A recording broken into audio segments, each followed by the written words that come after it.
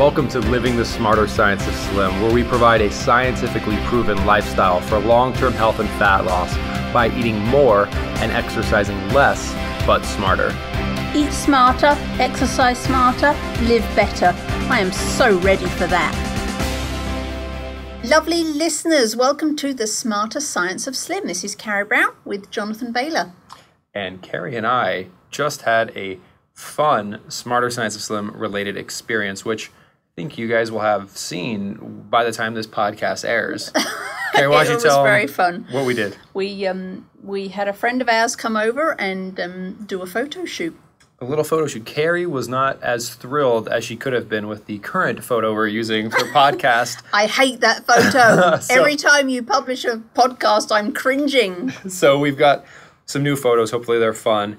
And today, Carrie, we have some, sadly, I'm glad we had some fun then, because today we have not as fun of things to cover. Today I wanted to jump into a bit of big business's role in the insanity that we've been talking about recently in terms of this just dietary nonsense. And to get us started, I wanted to give you an idea of just how backwards a lot of what we eat today is.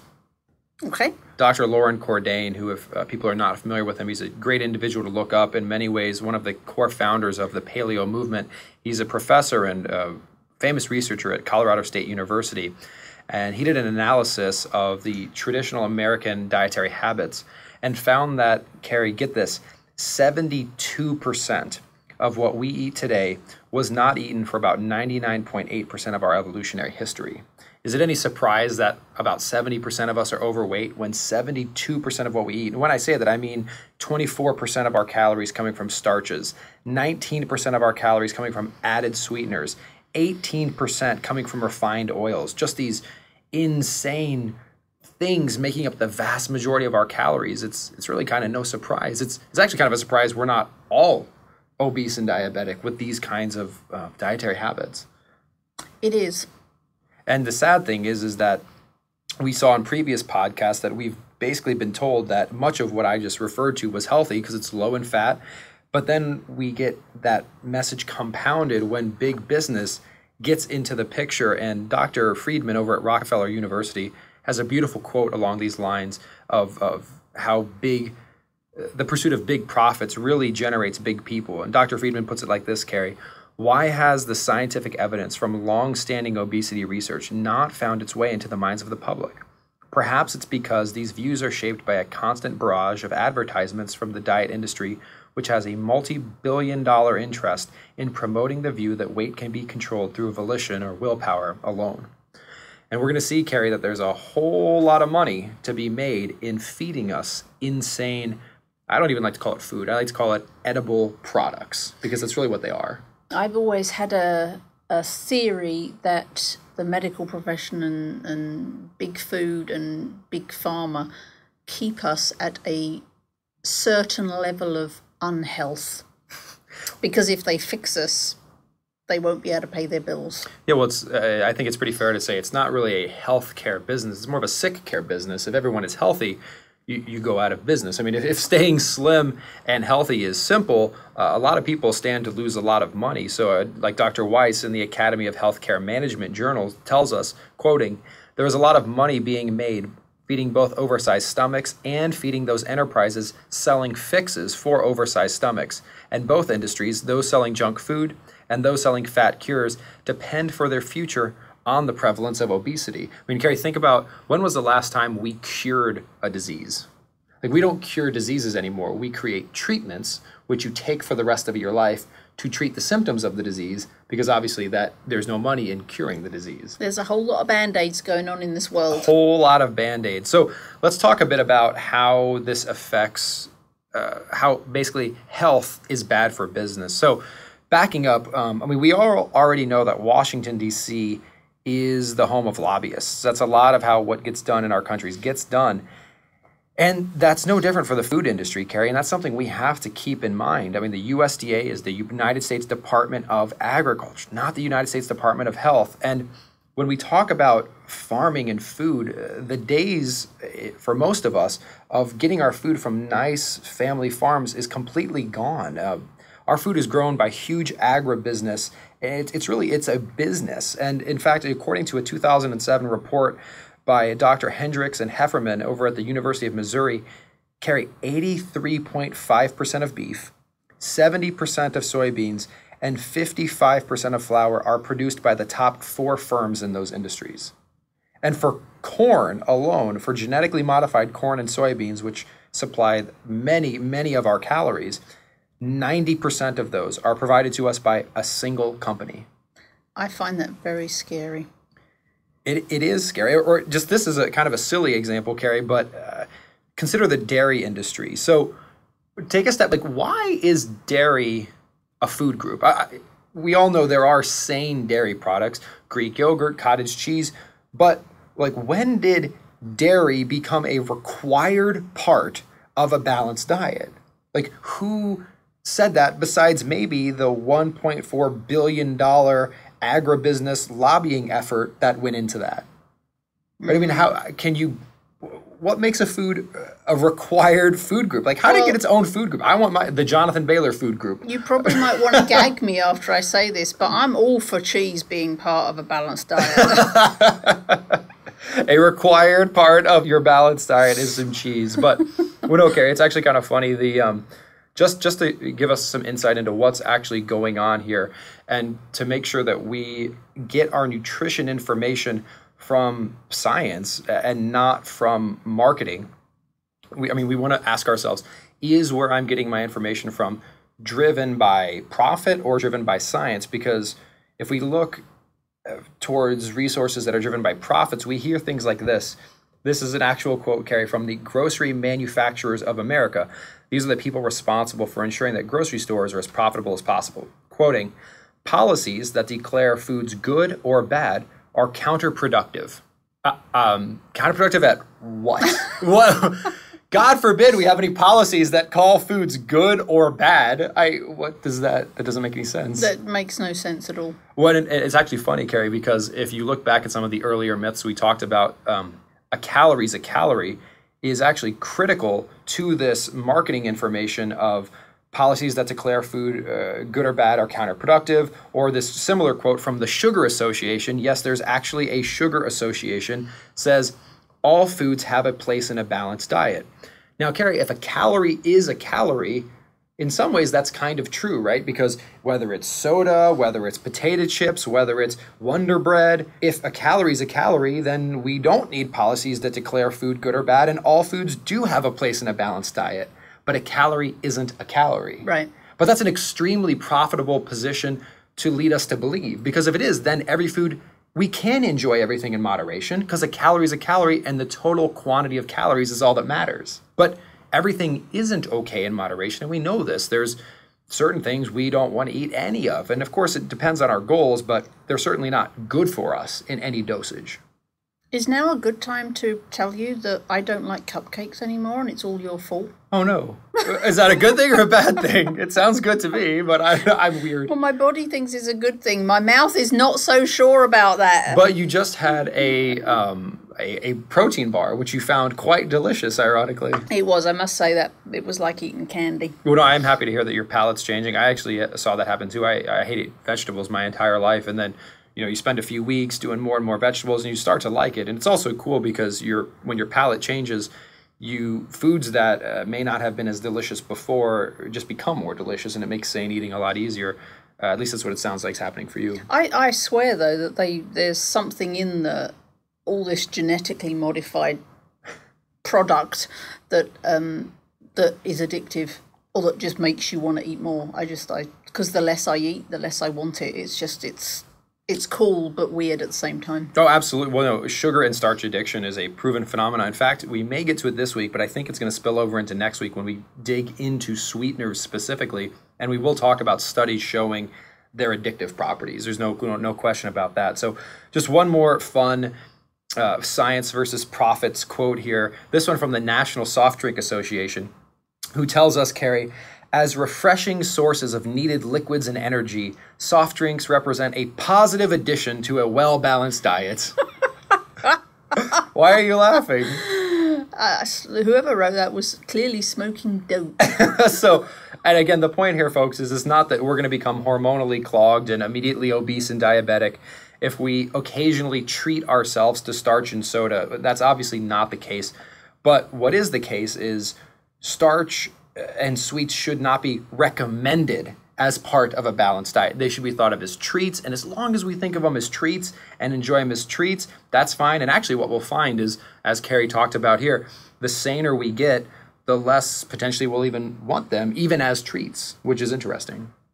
I mean, I really do not have any desire to eat cupcakes anymore, which is just, for anyone that knows me, is going to find that quite strange. But I just don't have the desire for it anymore. Yeah, so for folks who didn't potentially listen to our our earliest podcast, you may have forgotten Carrie.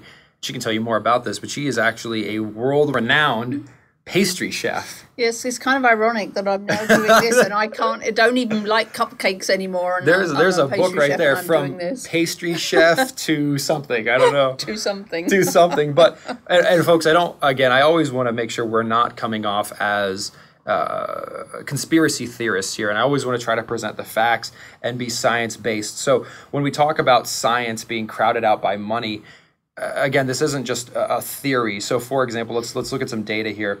Nearly 2/3, or 64%, of members of national committees on nutrition and food receive compensation from food companies. In fact, David William at the Los Angeles Times reported, I'm quoting, "At least 530 government scientists at the National Institutes of Health, the nation's preeminent agency for medical research, have taken fees, stock, or stock options from biomedical companies in the past 5 years." The bottom line, Carrie, is that both the food industry and our government are paid to keep profits high, not to teach us about nutritional science. And a famous quote puts this plainly: "It's hard to get someone to believe one thing when they're paid to believe another." Right.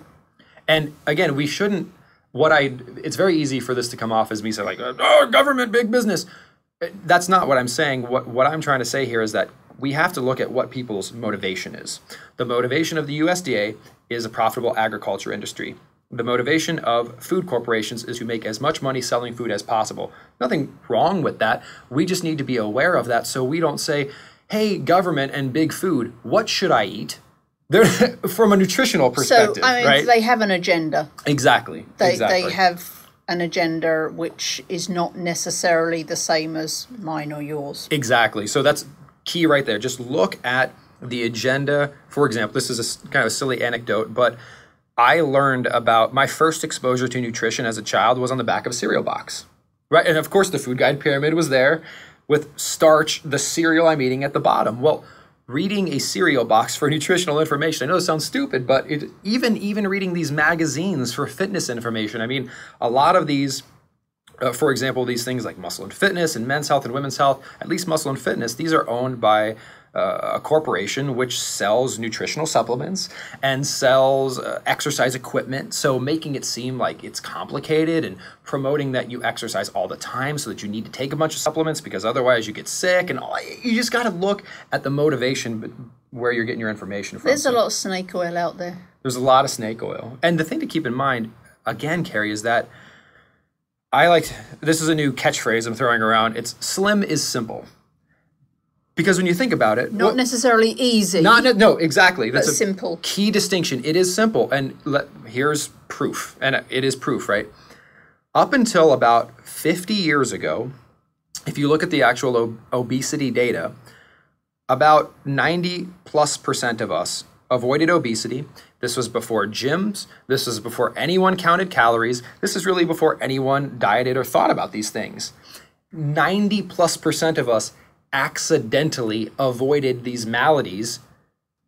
And the reason for that is, well, we just ate food. Right. And we didn't eat these food edible products. So slim is simple. It becomes complicated when we try to make it work in a broken system. So if we continue to eat starches and sweets and we try to be slim and healthy, well, that's really complicated because we're eating starches and sweets. But it's also complicated because when we go to the grocery store anymore, we can't tell what's food and what's an edible product. It's just the packaging has become very complicated. Yep. The label leads us to believe it's healthy, but if we kind of dig in the details, Yep. we find it's not. It shouldn't be that complicated. Well, let me give you some tips, Carrie, that I think might simplify it. So first thing is, if the label is complicated, it's not healthy. The vast majority of sane foods, think about them, non-starchy vegetables, nutritious sources of protein, whole food natural fats, low sugar fruits, they're not in packages. They don't even have labels on them. So if going to the, one, stay out of the middle aisles, two, if it doesn't need to be refrigerated or frozen, chances are it's not sane. Of course, there's exceptions, but generally food is alive or was recently alive, and because of that, it needs to be refrigerated or frozen, or it goes bad. If the packaging, if there's a lot of packaging, if it's advertised on TV, and if it makes health claims on the package, that's generally a big red flag that it's actually not healthy for you, because it's like enriched or a good source of X. Spinach doesn't say it's a good source of X. It's just spinach. It's just sitting there. Just eat the spinach. So here's a really good example of how complicated it is these days. So when I went on my road trip around Georgia a few weeks back, and normally when I'm home, I don't drink bottled water, but I'm in Georgia and it's 106, and even I know I have to drink water, right? And I'd stop at the gas station and I'd go in and there would be, 20 fridges lined up, and I'd go there and I'd go, I just want some water. How simple is that? 15 minutes later, having read the labels Yep. of 40 different brands of water, Yep. and discovered that there was probably only 2 that were water, and the Just rest I may as well have drunk a can of soda. Absolutely. That's, to me, is like, how much more complicated can we get when we're just trying to buy water? Absolutely. And we have to spend 15 minutes reading labels to determine what is water What is and water? what really isn't water, because Yep. it's got so much sugar or corn syrup or whatever the hell in it. And it's just like, when did this become so complicated? No, it's very true. And actually, while we talk about drinking things, and beverage companies are some of the worst perpetrators of this confusion, I want to give one story. And folks, if this is a subject that's interesting to you, I am not the best source for information by far. Marion Nessel over at NYU, Michelle Simon is an attorney who writes about this, and Michael Pollan, all awesome resources. I really recommend their work. But one story that, if you, again, to really drive home, this is about your health, this is about your family's health, this is really important. I mean, we worry about all kinds of like seat belts and getting too much sun and yada, yada, yada. What you put into your body has more of an impact than anything. I mean, you are putting this into your body. It's really important. So just to drive home how careful we need to be. So, and this is kind of a tough story to tell because it's sad. So, Carrie, science, million years of evolution, and common sense tell us that a mother's milk beats out formula as the best food for babies. There's no question that just given the free choice between those two things, mother's milk is going to be optimal. And then basic human decency tells us that it would be wrong to persuade mothers who cannot afford sufficient quantities of formula for their babies to buy it anyway. Okay, 2 kind of self-evident points there. Neither of these facts stop the food industry from marketing infant formula to mothers in developing countries. In fact, this led to formula being diluted and contaminated, and tragically, an increased rate of infant mortality. This was well known. This information was passed along to the food corporations. It didn't matter. They continued their promotional campaign. In fact, they issued an advertisement distributed in Africa that depicted an African baby holding a container of formula with the caption, "The very best milk for your baby." And I'll post this ad up on the show notes. And Dr. Cecily Williams, who's a pediatrician who spent years working with African infants, reported, quoting, "Statistics have been collected that show the death rate among artificially fed babies is greater than that among breastfed babies. And this is a death rate that shows a very marked class prejudice. Misguided propaganda on infant feeding should be punished as the most criminal form of sedition. These deaths should be regarded as murder." And I mean, I don't want to get too dark, but in a world, Carrie, where we had more socially responsible corporations, and if we can help vote with our dollars to drive corporations in this direction, we would have a more sane looking food guide pyramid, something with non-starchy vegetables and seafood at the base and nutritious sources of protein and low sugar fruits and eggs in the middle, and then whole food natural sources of fat at the top. Or if we wanted to redesign the My Plate to be a sane plate, we'd have half the plate full of non-starchy vegetables and a third of the plate full of nutritious protein and maybe some low sugar fruit and some whole food natural fat on the side, and maybe a cup of water and green tea. And I'll post those graphics up, but it's really, it's not that complicated. And we just got to take the power back, Carrie. We got to. We do. And actually, I might take the power back right now because it's hard for me to concentrate sitting next to you today. What? All right, Carrie. Carrie cannot focus. Carrie, what is the problem? You're wearing a muscle shirt. So, folks, and when you start waving your arms around, I'm just like, there's nowhere I can look. So here's the problem, folks. Carrie and I in the studio, the ventilation is horrible. It is at least 85 degrees in this studio. So I am in my very, very conservative undershirt here, and Carrie, it's getting out of hand, folks. So that was a good way to liven the mood. Please forgive Carrie. She's getting a little flushed. I can't decide whether I should sit opposite across the table, but then I'd have to look at you, or whether to sit next to you and kind of just get the side view. Oh my goodness! Well, Carrie, let's go back. At least stop waving your arms around. Okay, I will keep my hands down, and I will talk back to one of the people I referred us to earlier, Dr. Nessel, the author of an awesome book called Food Politics, tells us, again, folks, I'm not trying to point blame here. I'm just trying to get us to see we got to be careful about where we get our information from. Quoting Dr. Nessel, or Nestle, I don't know how to say her name. Sorry, doctor. Quoting, the USDA is in the position of being responsible to the agriculture business. That is their job. Nutrition is not their job. If you're the CEO of a food corporation and your job rests, your college paying for your kids to college rests on you bringing in more profits next quarter, that is your job.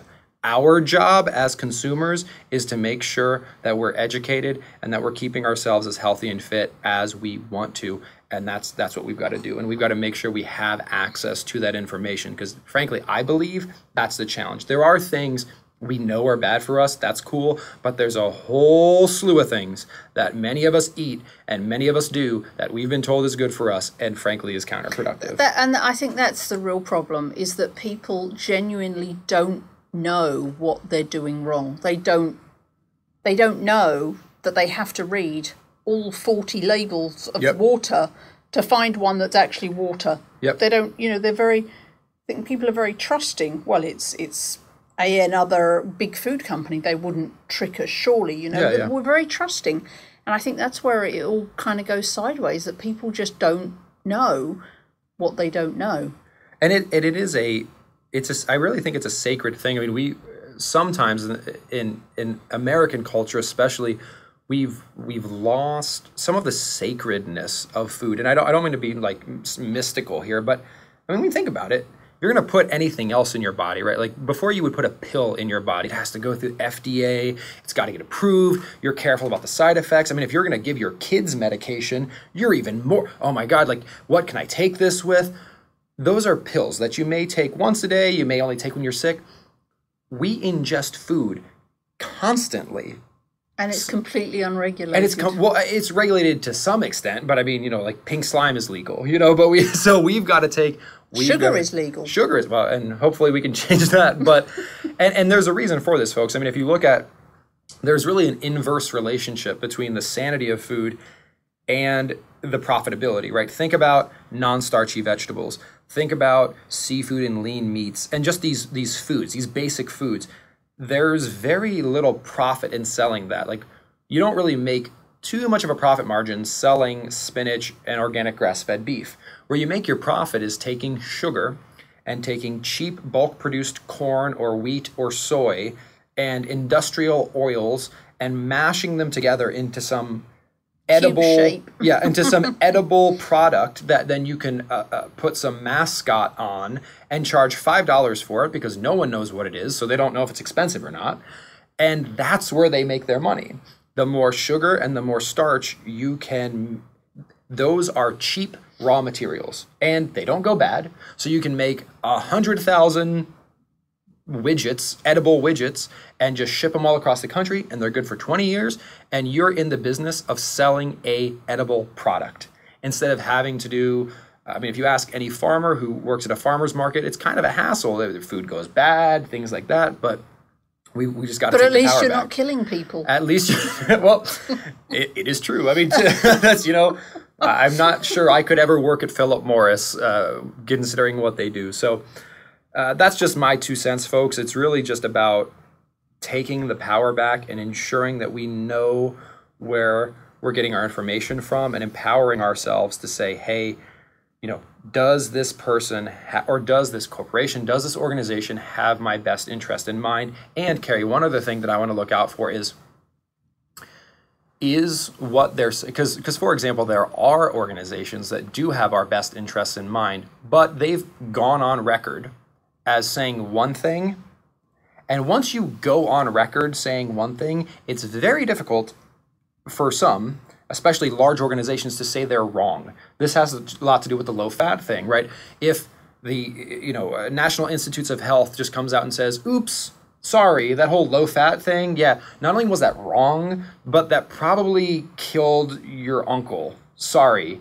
That's a pretty hard thing to just come out and do. So not only do you need to look out for the motivation from a profit perspective, but also, like, has this organization kind of gone on record with one thing, and are they just sticking to that? Or are they open to new research? Or are they willing to say, hey, you know what? I was wrong about this. And have they ever done that before? I don't know. The most egregious perpetrator of this profit at the expense of health is far and away sweeteners. So Dr. Yudkin over at the University of London, who was a pioneer in this area back in the day, was known for saying, if only a small fraction of what is already known about the effects of sugar were to be revealed in relation to any other material used as a food additive, that material would promptly be banned. And I've heard that in more and more, phrased in various different ways by various different people over the past year. And it's out there, and still nothing's happening. Still nobody's doing anything.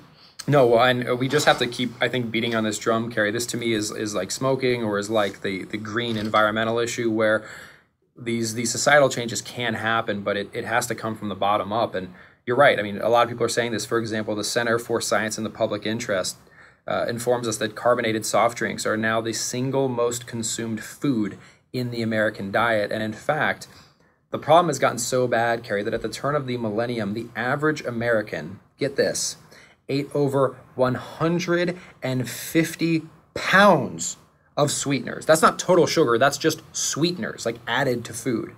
Because they're in everything. If basically, these are generalizations. If it's baked or processed, it's probably got sweeteners in it. If it doesn't require refrigeration, probably has some sweetener in it. These low-calorie snacks we see, this is the one I love. 100-calorie snack pack, but it's 80% sugar, but it's only 100 calories. Carrie, in fact, weight loss products, go to your grocery store. The next time you're there, go to the health, quote-unquote, health aisle, pick up a weight loss bar or a weight loss shake. I guarantee you, one of the first 3 ingredients will be sugar or high fructose corn syrup, and that's in a weight loss product. Even protein bars, things like low-fat salad dressings, the vast majority of dairy products, even cough syrups. I mean, it's just everywhere. I mean, that's because we've been completely brainwashed into believing that fat is the baddie. Oh, absolutely. And if you take, fat out of everything, then it's all good. And so nobody's worrying about how much sugar there is in there because it hasn't got any fat, so it's healthy. These Skittles are a fat-free snack to give to your kids. Exactly. So, in fact, Gary, just to break that data down onto a more day-to-day basis, thanks to this sweet saturation, the average American is eating a little under a half a pound of added sweeteners per day. Per day. Added sweeteners. So this, I'm not talking, folks, when I say added sweeteners, I'm not talking about the sugar in fruit. I'm not even talking about the sugar in milk. Half a pound? Half a pound. 8 ounces? Per day. Holy cow. And that's not, again, I mean, you know how I feel about starch. You know how I feel about some fruits that have a lot of sugar in them. This is not of that. This is just, you take a food and you stick sugar in it. Half a pound? Half a pound. 2 centuries ago, Carrie, people ate about 1/10 of that. And in fact, during the previous 99.8% of our evolution, our ancestors ate none. There was no such thing as added sweeteners. I'm sorry, I'm stuck on that half a pound. I admit, lovely people, that I made 12 batches of chocolate ice cream yesterday, but it's not for me. Oh, that's good. I had 160 friends coming into town in a couple of weeks. She's the dealer on one hand and the therapist on the other. And I promised them that I'd make them ice cream. So I'm not going to eat it, but it is wonderful. Keep digging that hole, Carrie. Keep digging the hole. But so I made 12 batches of chocolate ice cream, and so I'm looking at that half a pound a day, Yep. and I'm thinking about the amount of sugar I put in that ice cream, and I could eat 2 batches of that ice cream and still not consume the amount of sugar that Joe average is eating in added sweeteners a day. When think about it in terms of beverages, Carrie, I mean, like when we talked about, just a cola, if you were to drink, 3 non-diet colas in a day, you're already at, what is that, 30-something teaspoons of sugar? I mean, there's a lot of sugar, especially in drinks. Like if you just give up sweetened drinks, like if that's step 1, you're going to see fat melt off your body if you just gave up sweetened drinks. And that sounds simple, but you got to read the label. You got to read the label, absolutely. You got to read the label because there's 30 out of those 40 branded waters are as bad as pop. And you got to watch out for this other little trick they play. Okay, it's not always going to say sugar. It's not always going to say high fructose corn syrup. I'll actually post in the show notes. I'm not going to go through the whole list. I have a list of about 50 names for added sweeteners like dexatran and these things like organic cane juice. Like your body doesn't care. It doesn't care. Like it could be organic sugar is still sugar. In fact, this is actually a challenge for some of us because a weight loss bar with 30 grams of sweeteners in it is the same as a candy bar with 30 grams of sugar in it from our metabolism's perspective. It does not care where the sweetener is coming from, whether it's organic brown rice syrup or high fructose corn syrup. It doesn't really matter. Some are worse than others, but Heart Smart cereal that has 20 grams of sugar in it is just as bad as breakfast pastries, which have 20 grams of sugar in it because they're full of sweeteners. We gotta if it's got sweeteners in it, no good. Doesn't matter what the type of sweetener is. I've got a list for you here. We gotta get rid of those added sweeteners. And Carrie, the thing that breaks my heart is it doesn't mean we can never eat sweet things again. There's all sorts of natural, non-caloric sweeteners, such as stevia or lohango. I think I'm pronouncing that correctly, which is a herb from China. These things are sweet, they're delicious, and they do not cause this hormonal chaos. So it's not as if we need to go without sweet for the rest of our life. We just need to avoid caloric sweeteners. I actually, I had some girlfriends over for lunch on Saturday, and I made dessert, and it's a chia seed thing that I made up, and I'm going to be posting the recipe soon. And I made it, and they didn't know what it was, and I dished it up. And they could not believe that there was no sweetener in it. And there was no stevia, no nothing. There was some strawberries in it. And that was where the sweetness was coming from. But they couldn't believe it wasn't sweet. And they were just like, this is more delicious than most, desserts, puddings that we've ever eaten. Well, and the good news, Carrie, and your friends probably didn't experience this, but I know you are, and I have, and those listeners that have gone sane are experiencing this without a doubt. And that's, as you go sane, your sweet tolerance changes. So just like caffeine or alcohol, if you drink 1 coffee a day, you might need to move to 2, and then you might need to move to 3, or even with alcohol, you develop a tolerance. Same thing happens with sweet. Hypothetically, if you went 21 days without eating any form of added sweetener, on day 22, if you ate some blueberries, you'd be like, holy God, like they would just be this like party in your mouth that everyone's invited. I had one day last week. I made my my kind of porridge. No oats or starches, but I make this porridge. Your sane porridge. My sane porridge, and I made it with pineapple chunks instead of another fruit, and it was so sweet. It was almost like I couldn't believe that it hadn't been. It wasn't in syrup or whatever, but it was frozen pieces, and it was so sweet. And I think that's because I have lowered my, I'm that much more sensitive to sweet now. So it doesn't take as much to get the sweet hit. And the other thing that's beautiful, Carrie, is as we move away from these edible products and more towards food, there's two things that I think are just wonderful about that. One, our palate changes. We start to taste things we've never tasted before. But I think even more importantly, Carrie, this is where, we hear so much about diets. And diets are temporary. What we need to do is to have something that we can do for the rest of our life, because, of course, if we want to keep up our health and fitness, we need to keep up whatever we're doing. Having a way to make our tastes change. It's actually funny, Carrie, because one of the more effective, newer forms of medication people are using to quit smoking, I think it's called Chantix. It's a medication you take which makes cigarettes taste terrible. So you take it and you don't want to smoke anymore because every time you smoke, it tastes terrible. So how cool would it be if, for 21 days, it's not going to be fun because we have to break our addiction. We have to put ourselves in this state. But if for 21 days, we could set ourselves up for the next 21 plus years, recalibrate our taste buds, and have these insane foods just really not taste that good anymore, or they still taste good, but it's not like we crave them and we can't stop once we start. That's something we can do for the rest of our lives. I actually found when I first started eating this way, I found that very quickly, in a matter of days, because I was eating so much more protein, a lot of those cravings were gone within a matter of days. I was no longer craving the sugar or the starches that I had been before because of that increase in protein.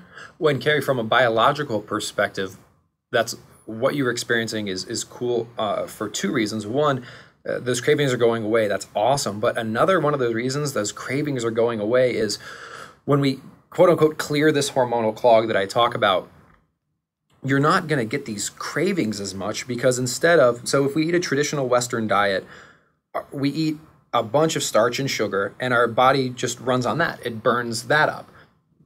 And then it's hormonally clogged. So when it runs out of energy from the sugar and starch we just ate, it can't burn our fat effectively. So it tells you eat more sugar and starch, because that's how it's fueling itself. But once we clear this hormonal clog, we won't get these ravenous cravings, because when we're out of energy from what we just ate, our body says, well, I'm going to eat a 500 calorie saturated fat meal off your hips. I'm going to eat another 500 calorie saturated fat meal, off your tummy. And you're not getting these cravings because your body is satisfying itself with its own fat tissue. When we run on sugar perpetually, we just got to keep kind of stoking that fire. But when we allow our body to basically fuel itself, that's another reason you're experiencing that lack of cravings, which is great. But I think what the great thing about it, and for anyone listening who hasn't gone over to the other side yet and started eating sane, it really, truly is not as hard as you think it's going to be. And it's not as hard as all those other diets you've tried. It really isn't. When you eat a sane, balanced meal, a lot of those cravings and all of that just literally magically disappear, which makes it the whole thing a lot easier. It's not hard to stay on this lifestyle because those kind of crazy making feelings aren't there like they are on a normal diet. It's like chronically being too full for dessert. Yeah. Where, we've all had that experience. We're just like, oh my God, I don't eat dessert. Same kind of thing. Or, Carrie, the other thing I like to keep in mind when you say it's not that hard is what we're talking about here. One, hunger is hard. Like, I don't know too many people that can be hungry for their entire life. But when you think about it, there's millions and millions and millions of people who have this sort of macro, I don't eat this, I do eat this. Some examples: vegetarians, people who have certain religious beliefs, pregnant women, diabetics. all of these, and this isn't some like small fraction of the population. If you add all those people up, you get, over 2 billion people that at any given point in time are eating intentionally. Right. Those 2 billion people don't have anything on us. Like, we can do it too, but we just need to, I feel like the reason those people, vegetarians, pregnant mothers, things like this, it's not just about like, I want to diet and I want to lose weight. It's about something deeper. Like, it's about their health, or it's about something meaningful to them. And that's why I want to drive home this message of health and your family's health and your well-being being so important, because if you can attach that meaning to this, you can just live a lifestyle where you don't crave these things, and you're like the 2 billion people in the world who are just conscious about what they eat. So, I don't know, Carrie, I think that's a good place to start. That got a bit deep there. It did. It got a bit deep, and we had But it's all true, people. We had some other stuff I wanted to cover today, but we'll pick that up in the next podcast because we're already over for time. But folks, just to wrap up, we talked a bunch about sugar this week. We're actually going to talk more about sugar next week and sweeteners. We're going to talk about high fructose corn syrup. We're going to talk about sugar addiction. We're going to talk about all kinds of fun stuff. But just to wrap up, I want to wrap up with one more quote. And this is from Dr. Popkin over at the University of North Carolina at Chapel Hill, who pointed out that as early as the 1950s, research, I'm quoting now, showed that a link between sugar consumption and coronary heart disease was stronger than the link between heart disease and the consumption of saturated fats from animal foods. Carrie, this work, though, was ignored. And the reason I want to leave with that quote is at some point in time this week, there may be the temptation for you or for your kids or something to consume sugar flagrantly. And, if your child, or if you went over to a neighbor's house and they this is kind of a silly example, Carrie, but if they, melted a stick of butter into a cup and gave it to you, like, you would not eat that. You would be kind of disgusted by that. And you'd say, even if it tastes good, I'm not going to eat that because I know it's going to destroy my health. Start to think of like sweetened beverages in that way. Like, that is just concentrated diabetes. Like, you're drinking diabetes. It's poison. It's poison. It's poison. In moderation, and if it's intentional, it's fine. But make sure it's a treat. Sugar is no joke. It's been shown more than saturated fat, more than anything else we've been talking about or heard about, to be the cause of these obesity, cardiovascular disease, diabetes. So, folks, please, for your health, for the health of the country, for the health of your family, just cut down on the added sweeteners. Enjoy as much as you want of sane, non-starchy vegetables, nutritious sources of protein, low-sugar fruits, and whole food natural fats, nuts, seeds, cocoa, coconut, all kinds of wonderful foods. And with that, Carrie, I'm going to put my shirt back on because Hallelujah. Thank God. To be clear, I still have an undershirt on, folks. This is a family show. Anyway, Jonathan Baylor, Carrie Brown, we're living the smarter science of slim. See you next week.